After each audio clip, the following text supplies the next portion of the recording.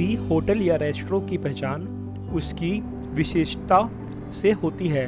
खाने के स्वाद के अलावा खाना परोसने वाले वेटरों का व्यवहार ग्राहकों को आकर्षित करता है। इसलिए अलग अलग थीम पर बहुत से रेस्टोरेंट बनाए जाते हैं ताकि दुनिया में उनकी एक अलग पहचान हो। जापान की राजधानी टोक्यो में भी एक ऐसा रेस्टोरेंट है जिसकी चर्चा पूरी दुनिया में हो रही है।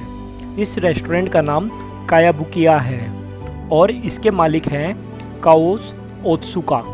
इस रेस्टोरेंट की खासियत ये है कि यहाँ वेटर का काम आम इंसान नहीं बल्कि बंदर करते हैं। जी हाँ, यहाँ काम करने वाले 2 बंदर ने कस्टमर सर्विस का स्वरूप ही बदल दिया है।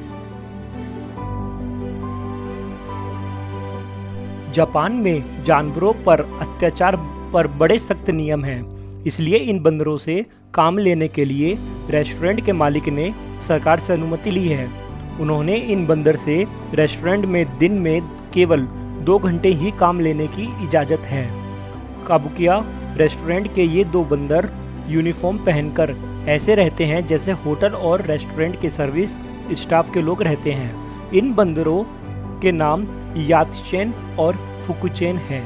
ये दोनों बंदर न केवल मेन्यू ला कर देते हैं बल्कि ऑर्डर भी लेते हैं और खाना भी सर्व करते हैं। जैसे ही कोई ग्राहक रेस्टोरेंट में आता है तो यात्चेन उसे जापानी परंपरा के अनुसार मेज तक लेकर जाते हैं।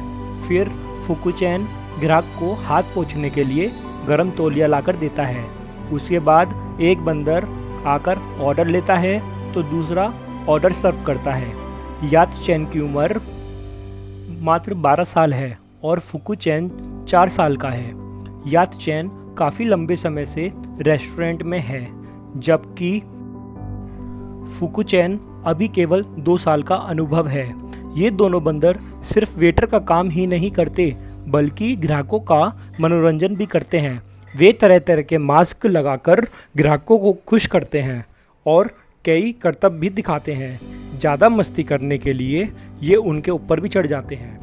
बंदरों की इस धमाका चौकड़ी को देखने के लिए यहाँ काफ़ी लोग आते हैं। ग्राहक इन दोनों बंदरों को उबला हुआ सोयाबीन टिप के रूप में देकर जाते हैं जो इन्हें बहुत पसंद है। रेस्टोरेंट के मालिक काओस ओत्सुका को बंदर से काम करवाने का आइडिया तब आया जब उनके पालतू बंदर ने उनकी नकल उतारनी शुरू कर दी। उन्होंने देखा कि यात्चेन बड़े ध्यान से उनके कामों को देखकर उनकी नकल करने की कोशिश कर रहा है। एक दिन उन्होंने उत्सुकतावश उसे एक ग्राहक के आने के बाद एक गर्म टॉवल दिया। यात्चेन उसे ग्राहक के पास ले गया। इसके बाद उन्होंने उसे होटल की पब्लिसिटी के काम पर रख लिया।